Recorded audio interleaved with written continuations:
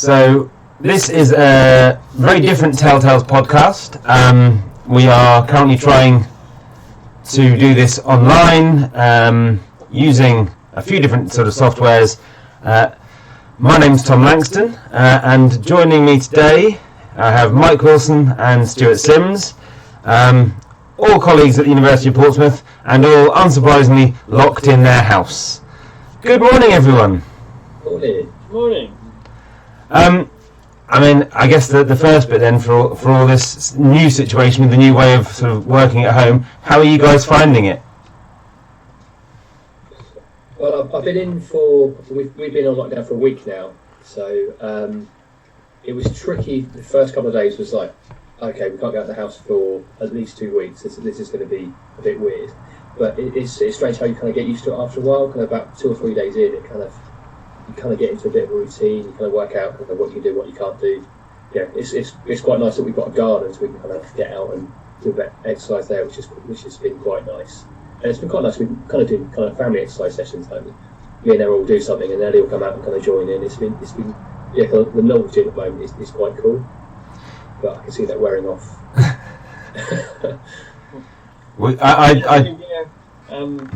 Sorry, Tom. No.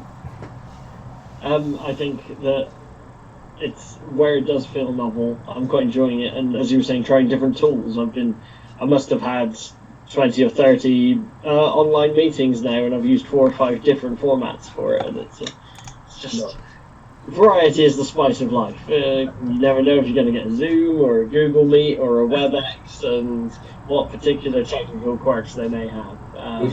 We should write a web app that spins it round so it's a lucky dip. You just press a button, you get around the room. Yeah. So with that in mind, how are you at the moment? Do you have a preference between sort of Zoom, WebEx, and Google Meet? That again, Zoom, I think we're all kind of using from the free sort of license that they've provided at the moment for everyone, and WebEx and Google Meet we have through the university's kind of licensing. So have you got a preference for the quirks at the moment? Well, I tried using WebEx for my very first lockdown meeting, and no one could hear me, and we all had video and there was no audio, and some people had some licensing queries when they were getting in, and which no one could quite understand how. And I know, Tom, you've got a number of ways around this, which I'm sure we'll get onto. Essentially, I think I've liked Meet because it's just the most straightforward. I don't think it would be very good for teaching. I think you don't get as much functionality in terms of nominating people to talk or putting people into groups as you might do with WebEx. I think I've encountered, and not just since this quarantine, but before when I've used it, more bugs in WebEx than any other video conferencing software, but it also probably has the most on offer to make it worth trying again and overcoming those bugs. Yeah, there are no roles within Google Meet as you would have in WebEx, so you can't easily kind of say these are the lecturers that can control things and these are the students they can contribute, but they have to kind of be delegated kind of rights to it. It's very much a kind of everyone's on the same level, jump in and kind of have a chat, anyone can take the screen and present something. I suppose Meet would be better for kind of discussion type activities. I mean, with students it would be a really good tool where students can just jump in and everyone kind of contributes, but sometimes you need, especially with giving online lectures, you probably need those roles with something like WebEx to kind of take control sometimes.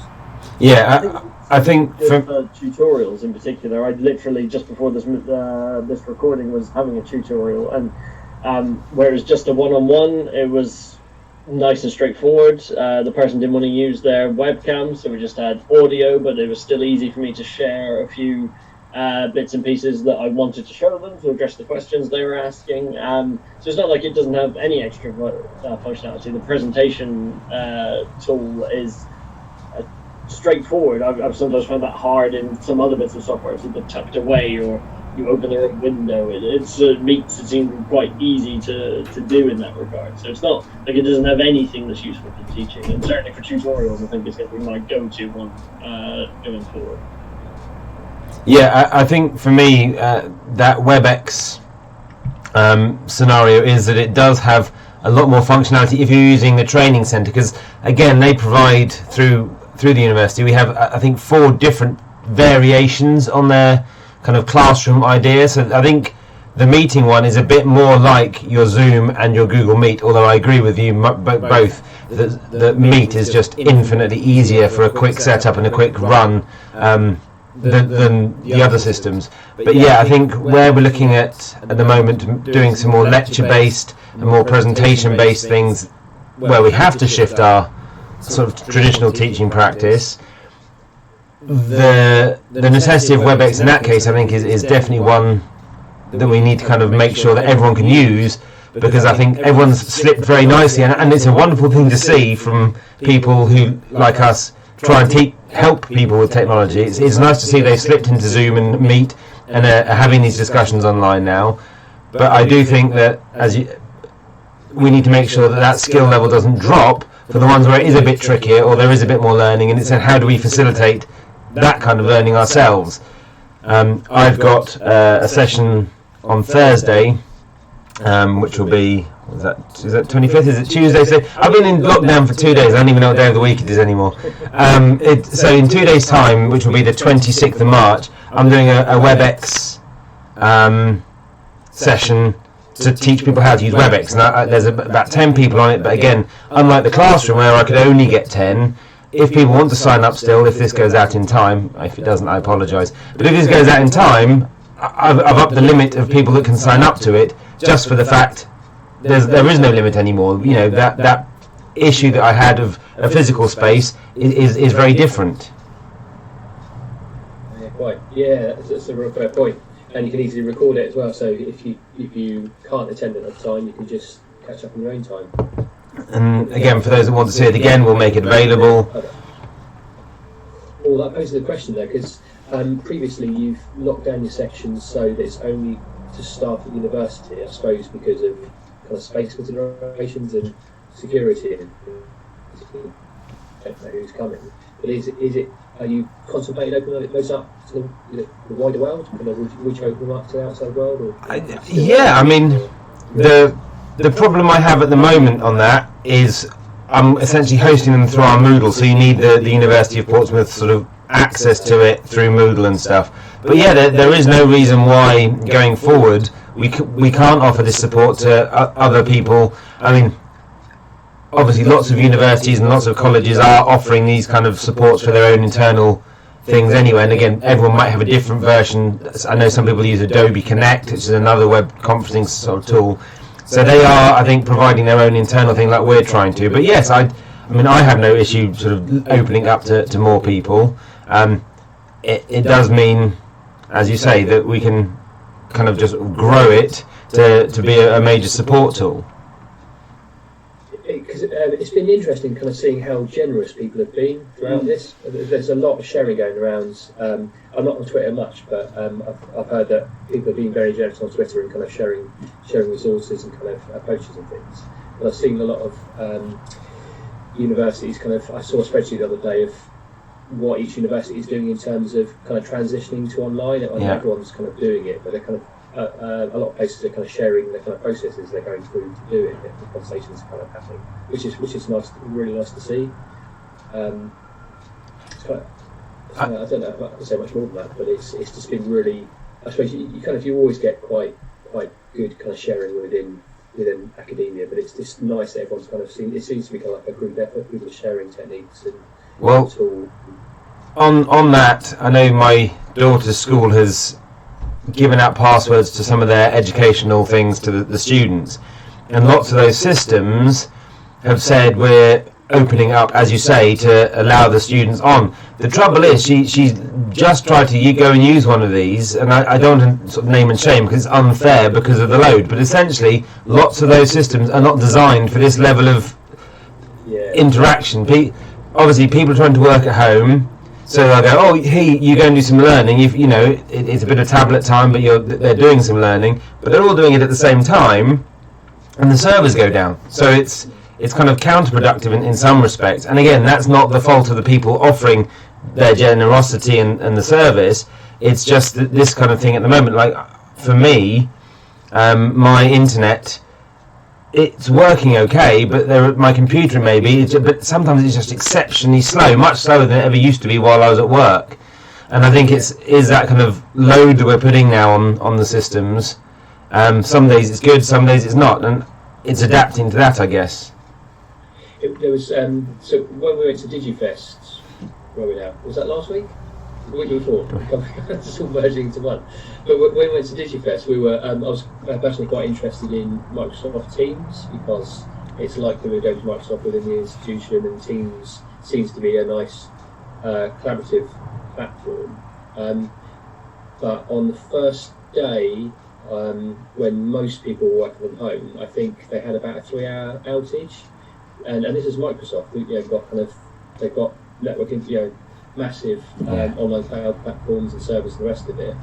And even they struggle to kind of to cope with the capacity, kind of the uptick in it. So if they're struggling, some of the other platforms are going to as well.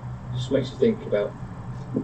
We've talked a lot about the handiness of being able to kind of host your own BLE as we do at University of Portsmouth. So if we know we need more capacity, we can throw more service at it, we can throw more resources. But if you're using a cloud platform like Microsoft Teams, you kind of assume that capacity is automatically added. But you can see a situation like that where it's kind of unanticipated kind of load is quite fun to think about. You assume it's kind of take as many people as possible, but obviously it's this kind of non-ordinary situations. This is kind of this outside of the ordinary. There's the technical dunce of our group. Is that an argument for using the software which we have specific licenses for, like WebEx, or is that not going to be affected by whether we use Zoom or what have you? It would. We talked a bit about within the TEL team about Turnitin, and Turnitin historically have had this problem. They have outages around major handing times, so kind of around April, because everyone's using it at the same time. So the way they're getting around that long term is they're moving to Amazon Web Services to host their service. So what that means is Amazon have got massive capacity of servers because at Christmas time, everyone at the same time everyone's buying Christmas presents online. So what they do throughout the rest of the year is they use their server space for businesses and they offer out that massive capacity. But Turnitin at the moment don't have that capacity. So what happened is they've got their own servers, and around April and May they have outages because too many people are using the service. We've noticed that they've been very quiet around this kind of time. When we're moving from face-to-face exams and online exams to a lot more paper-style handling online, so using services like Turnitin. And we've kind of wondered whether we should really be recommending the Moodle assignment over Turnitin, because again we've got control over that infrastructure. So if we need to, we can kind of ramp up a bit. But we can't control Turnitin servers and the extra the extra load that they're going to be having. It's a technical thing, but actually it has an impact on teaching. So it's wherever possible, it's probably worth for the time being. If you've got a choice to make between Turnitin and the Moodle assignment at the moment, I would favour the Moodle assignment, even though the marking interface isn't quite as good. It's probably a wise choice to choose Moodle for the time being. And I guess it highlights kind of that going forward thing of depending on how this situation plays out, which at the moment no one knows. But it's how can we change assessments? What bits can we influence, and how are other people going to be doing assessments? Like you say, we have control over the Moodle side of things, but we don't to Turnitin. At least with Moodle, we know, because it's a private and internal system, there's no other external input to it. So it's like we know and have designed the capacity around the amount of students that we currently have. Whereas obviously Turnitin are having to try and play, well, maybe there's going to be some peak times here, peak times there, and they're struggling against that. So redesigning assessment either within Moodle or in other ways is something harder, I think, for academics to kind of think to at the moment. Bringing in Stuart nicely. I think so. Part of me can't help but speculate on longer term what this is going to do to higher education. I mean, at the issue of load and the issue of availability. We have large numbers of international students at our university. So if we're going to start moving to online, is that beneficial for them because it can be asynchronous? They can access things in their own local time zone, or are things like assessment going to disadvantage people like that? I think generally everybody in the institution, particularly academics, are going to have to just approach everything with a bit more flexibility and try to find where the opportunities lie within the more rigid frameworks. So we're assuring that we still meet sort of set quality standards for the learning we're offering, but that open to a brave new world that we find ourselves in. And you think if we're making these adjustments quite quickly, and you guys and other people in the TEL team have done a fantastic job of supporting the university to essentially shift to full online in about a week, and well done for that. But at some point, are we going to shift back? Because a lot of what you've just said, Tom, sort of implies for me shifting mindsets. And what we shifted those mindsets to think about, okay, so what do our students actually want from assessment? And obviously that comes into discussions of co-creation, like discussing with students what they want, and but also what do they need, and what do we need as academics to offer them? What do we feel is doing our discipline justice in our assessments and in our teaching? And now these fundamental questions about what it means to be a geographer or like a physics lecturer are going to change, but we need to be more flexible about understanding what students want and how they want it. And I wonder what it's going to be like to then go back to the traditional mode when we're allowed to leave the house and buildings really open. But maybe I'm getting a bit too into speculative science fiction. No, it's a really fair point. Because I think I don't get the impression at the moment. Academics, and I may be getting this wrong, I don't think academics are asking how students want to be assessed at the moment. There's just a rush to get an assessment method that works for the time being. So if you were doing an exam, you were spending a lot of your time translating that into another type of assessment. And I think that's because of the time frames around it, kind of how kind of the scales of things. But it's a real fair point. Really, we should be asking students how they want to be assessed, and if we've got to change it, are there preferred ways of doing it? Especially as they've been gearing up to do a certain type of assessment. Okay, I've got an exam at the end of this. It's a great opportunity to ask, just get more board with it. Because otherwise, it feels like it's just right. Can't do exams anymore. You're doing this instead. Yeah, and I think certainly the assessments which I've set, we've tried to take the path of least resistance in terms of how we've changed them, so they're as close to the original plan as possible while making our lives easier and our students' lives easier. But if we're still in this position in September, then it's probably more that we need to think more radically about, well, why are we assessing in this way anyway? Maybe we need to assess differently, and maybe we need to engage our students in a dialogue about why we're assessing in particular ways. And that's going to involve a lot of self-reflection from us as academics to think, right, so why is it done in this way? Why are we using exams? What is it that exams offer?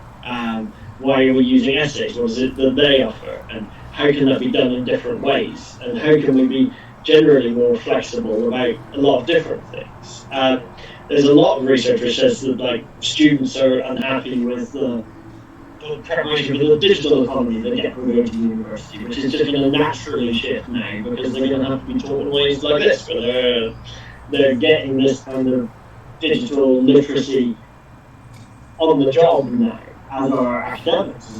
I didn't use Zoom until 4 days ago, and now I've used it 5 or 6 times. So we're all sort of winging it, but also we're naturally preparing our students to be graduates in a more digital economy by doing it this way. And I think that a lot of the co-creation literature focuses on things like curriculum design, and assessment is often seen as that sort of untouchable black box at the end where no amount of partnership can break down those power imbalances. At some point you have to be, I'm the lecturer, you're the student, and I'm going to judge your performance to a certain criteria.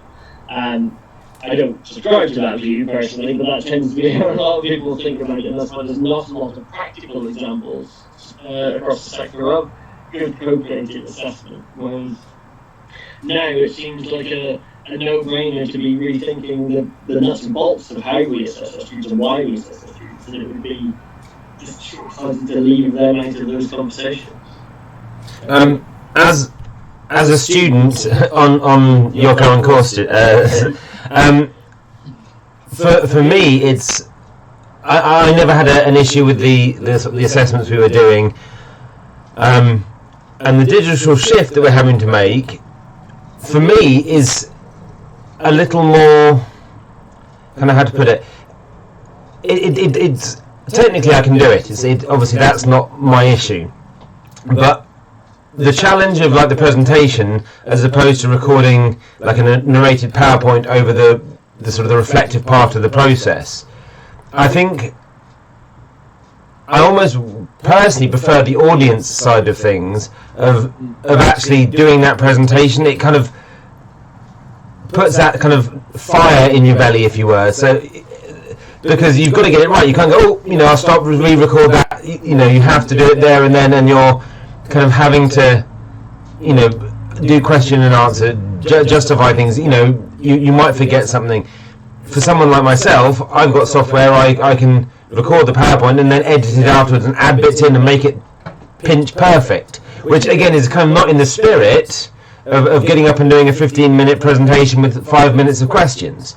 And I'm not saying I'll do that, obviously, to the course leader, but it does, I think, the change in assessment, like you say, you have to do something quickly with the changing face of what we're doing, and that's fine and understandable, and I don't think anyone's got a problem with this.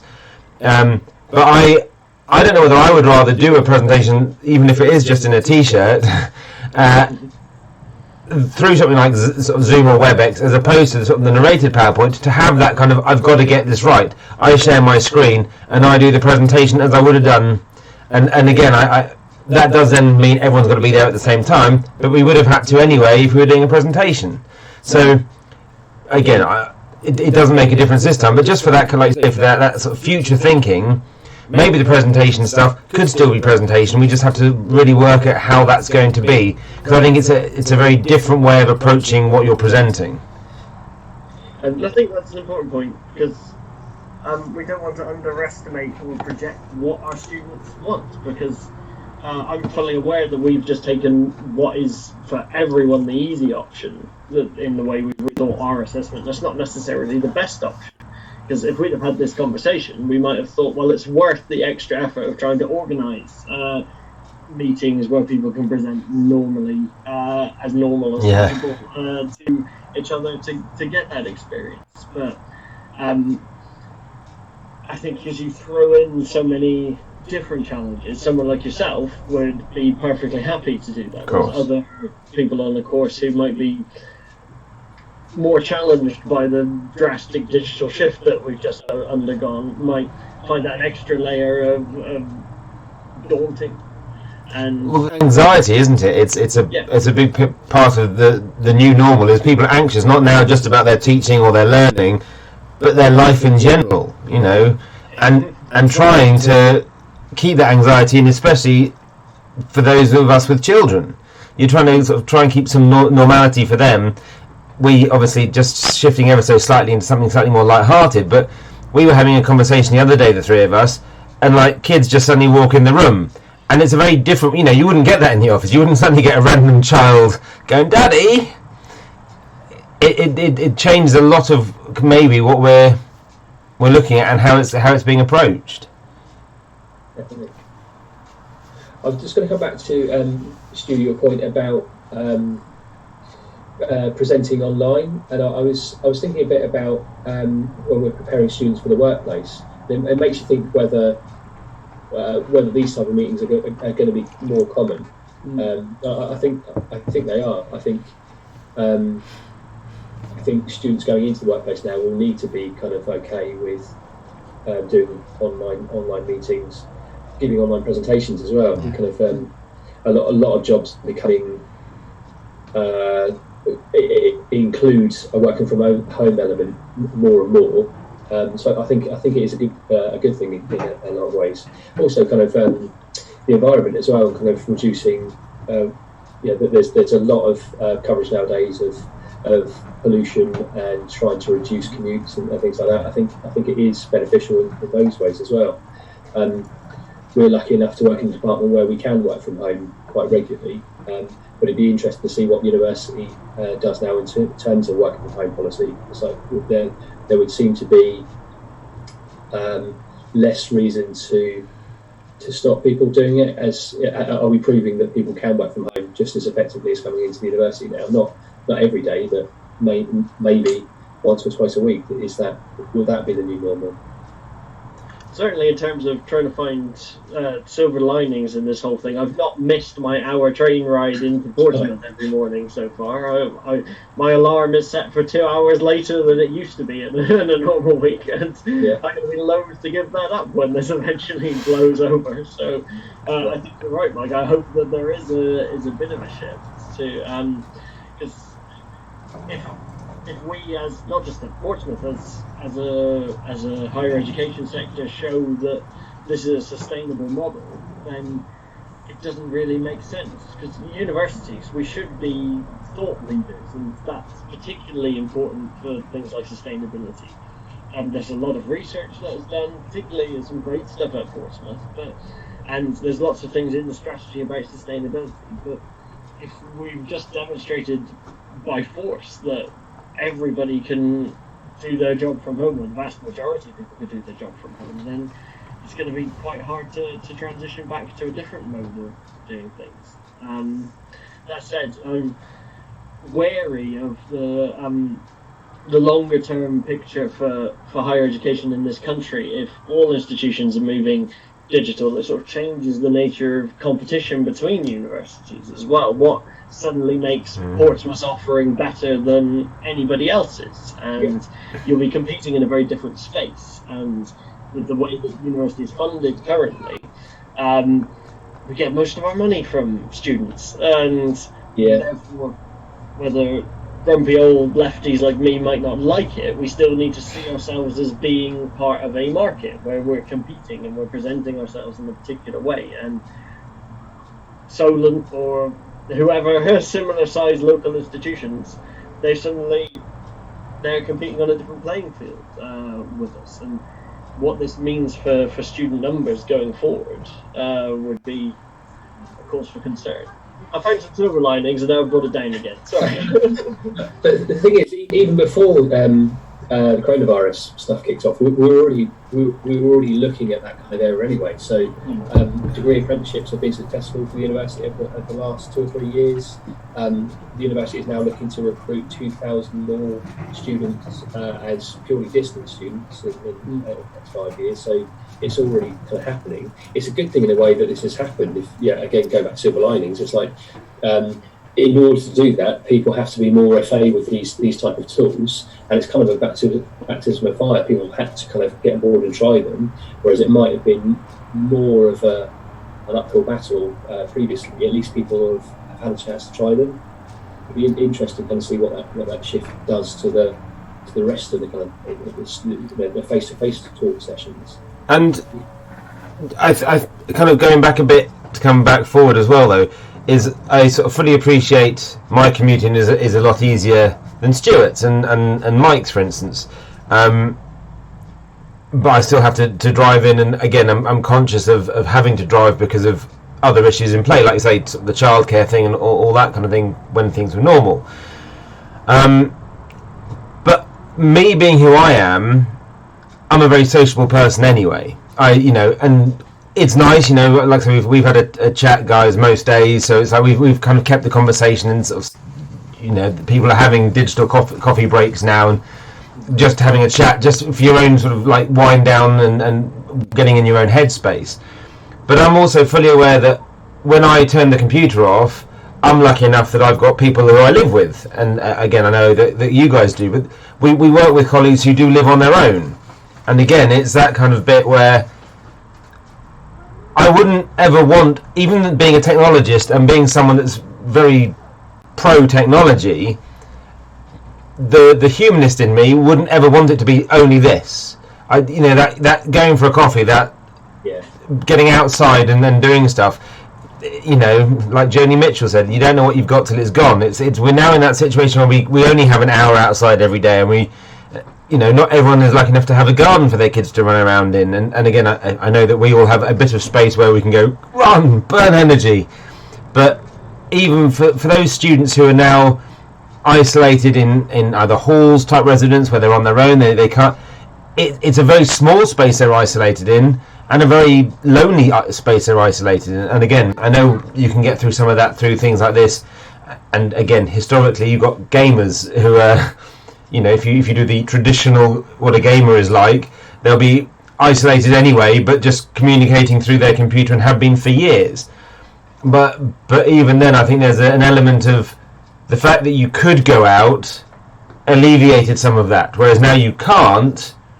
How's that going to shape us? And again, like I say, I don't have an answer to that question. I'm not sure anyone here does, but I agree that we need to move forward with what we're doing, and it's only right to do that. And these kind of things should be sort of more now embedded within our teaching going forward. But I'd hate to lose some of that personal element of being able to go out, go to a lecture, see other students, ask questions, go to a library, do things that I know we can do online. But should we always focus only on being online? I don't know. I think it will just become a bit more of a mixed economy. I think a little bit about kind of room bookings and how difficult that is to do at university sometimes, and kind of finding spaces. We go to coffee shops rather than booking a room because it's easier. I could see more of a mixed economy happening where kind of lecturers put out office hours and they don't come into university. They just offer spaces up so people can kind of have a chat online. Kind of it seems to kind of make sense. I think we'll still have majority of lectures happening kind of face to face, but then a bit of a mix up and kind of having every 3 weeks having an online one instead, just so, because there are benefits of doing things online in terms of people asking questions. It's easier to ask a question within an online environment than it is within a large lecture theatre with 200 students in it. I don't think there'll be a kind of sea change shift, but I think there will be kind of smaller changes now because people have tried these things.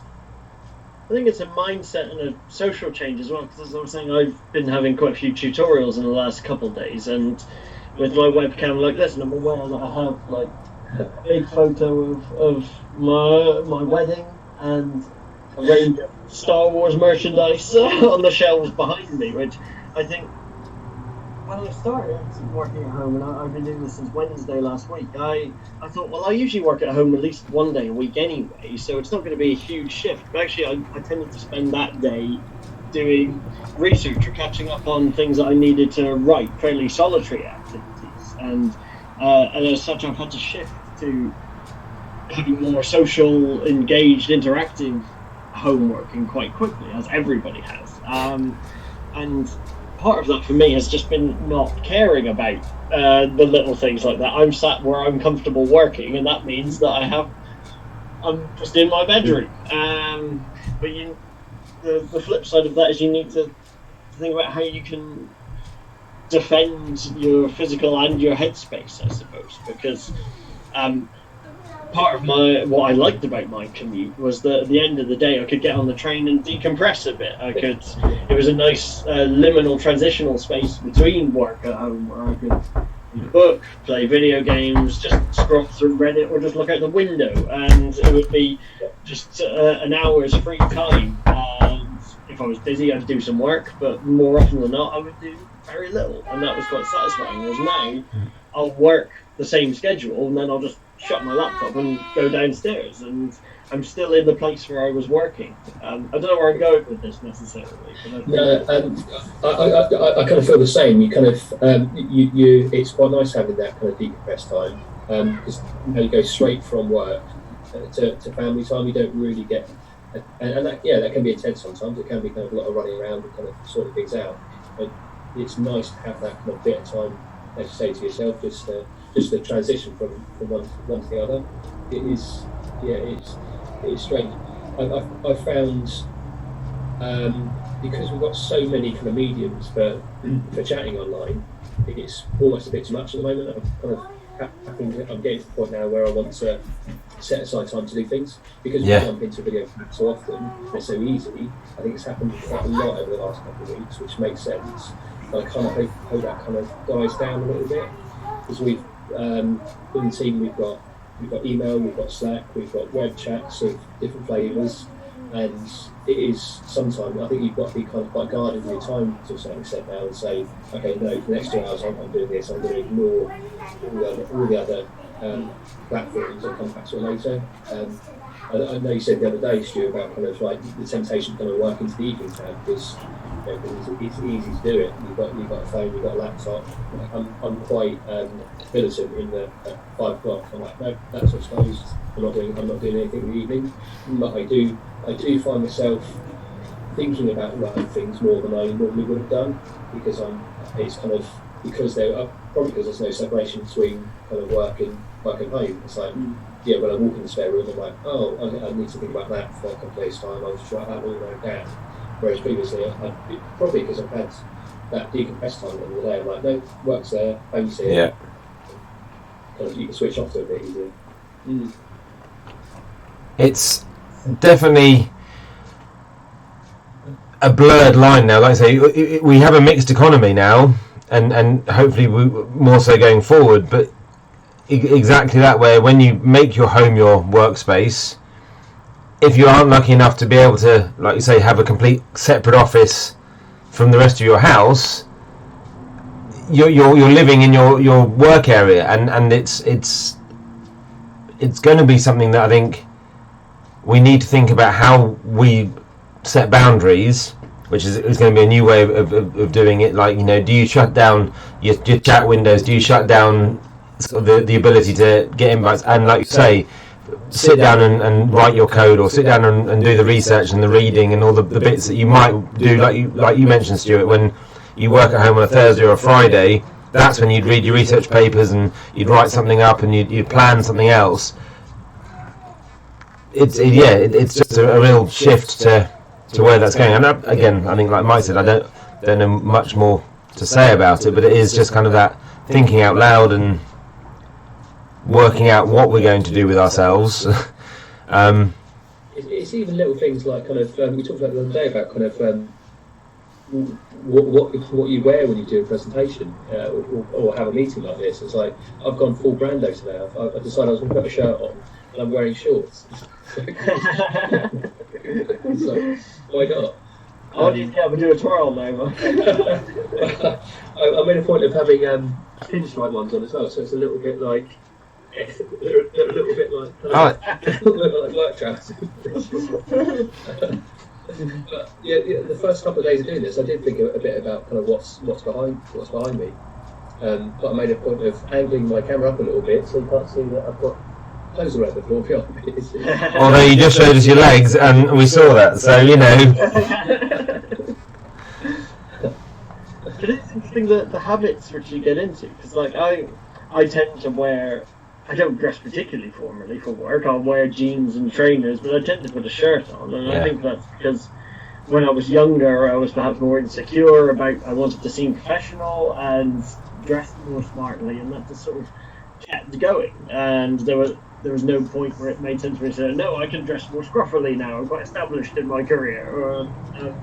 But now I'm just dressed like I would on a weekend, with a Mario Kart t-shirt on and a fairly grubby hoodie, which has been in my wardrobe for years, because my wardrobe is about an arm's reach away, and I just grabbed it out and it was a bit chilly this morning, and so I'm not really thinking about these things, but I think it's important to stop and think about it, because everything we do obviously has meaning, particularly if we're talking to students.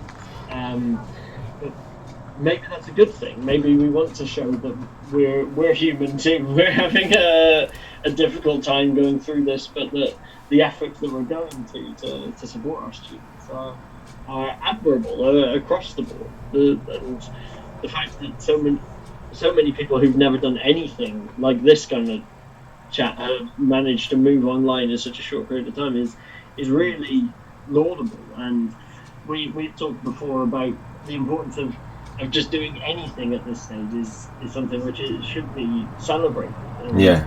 I think that I've enjoyed talking with you guys about how different softwares have worked for us, because I think people need to be talking about how it is messy as well, like in terms of the technology side of things, that you're going to make mistakes, and I want people to be sharing the mistakes they've made and be open about the fact that, yeah, I've never done a lecture on WebEx before, but I'm going to give it a go, because we want our students to have the experience they signed up for, or as close to as we can manage in such unprecedented circumstances.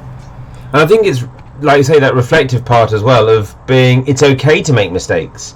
You know, a lot of people have, from doing the training I do, you get a lot of people saying, oh, I'm a technophobe, I'm not very good with computers. And I get that, but actually a lot of the time it's not that they're really a technophobe, not that they're very good, but they know what they know and they can work through just that. And this is shifting that well out of their comfort zone, and they're kind of having to go, okay, I'll give it a go.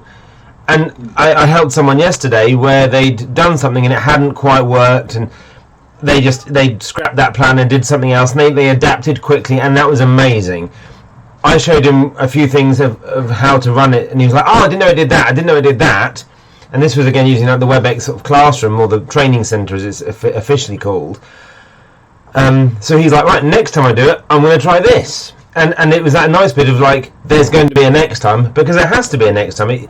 We've I'm sure Michael will agree with me, but we've, over the years, if we don't get something perfect first time, tech-wise, if you show it to someone and they go, oh, it didn't work, they'll never touch it again. No matter how good it gets, no matter what improvements there are, it's oh, I'm no good at this, it didn't work first time, no. And now they can't say that. Yeah, you've got to persevere. Yeah, you've got, if something doesn't work, you've got to try it again, even if it's trying something else. But yeah, you don't really have that kind of get out anymore. People have to give it a try, and that's why I think this is, for me, it's been quite positive. We talked quite a bit as kind of technologists about how positive this is. People kind of been forced to give it a try where they might have been resistant for a number of reasons in the past, and they're actually seeing the benefits of some of this technology and how you can use it, how it can change kind of the dynamics of things like that. I think it's been, yeah, I'm not going to say I'm glad it's happened, but it has been a kind of positive driver just to try things. And on a slightly, again, tangential bit, it's amazing the creativity we're starting to see from lots of different areas. So, for instance, there's Joe, I can't remember his surname, but the guy, Joe the PE guy, Joe Wicks, thank you, yeah. And he's doing like a half an hour PE session every morning at 9, streamed like this for YouTube. And it's like, I did that with my kids this morning. And like my daughter's going, come on, Daddy, you can do it. It's like, no, Daddy can't. But it's fun, and it's again changing how we'd interact with our children, how we're interacting with each other.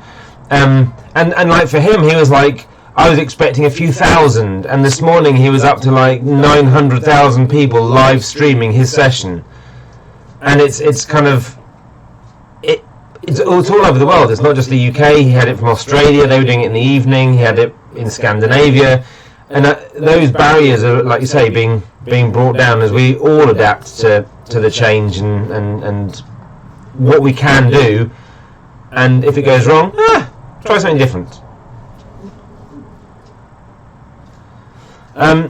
So I think that's, again, unless anyone has anything major they'd like to kind of add to this initial thoughts of being at home, the new situation we now find ourselves in, I I think that's a good place to end it. So thank you very much to you both.